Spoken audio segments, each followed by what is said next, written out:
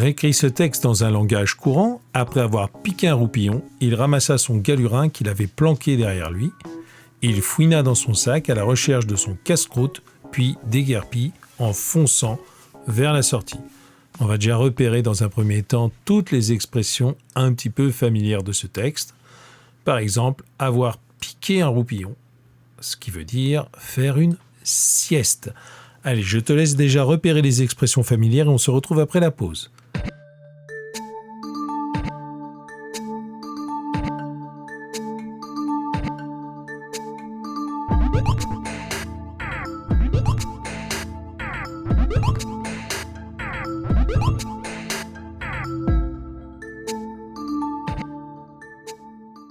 Il ramassa son galurin, je te laisserai chercher dans le dictionnaire pour savoir ce que c'est, qu'il avait planqué c'est un peu familier, on changera après.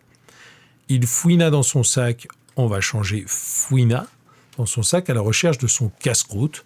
Alors casse-croûte, on pourrait le garder, mais on va estimer que c'est un petit peu familier, puis déguerpit en fonçant vers la sortie. Voilà les expressions qu'on va essayer de changer et je te rappelle que c'est très difficile dans ce type d'exercice de faire du mot à mot. C'est possible qu'il y ait quelques tournures, quelques mots qui changent à côté. On se retrouve tout de suite après la pause.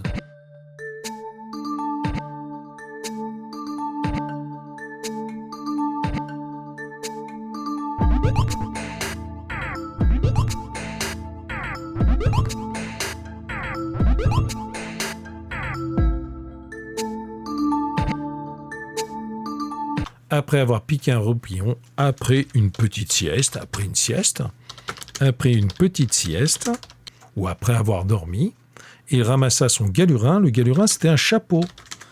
Il ramassa son chapeau qu'il avait caché derrière lui.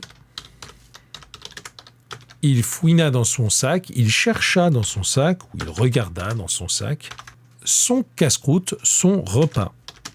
Puis déguerpit en fonçant vers la sortie, puis courut vers la sortie.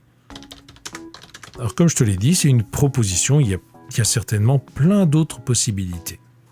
Si tu as un doute, on voit ça en classe ou tu demandes à tes parents ce qu'ils en pensent.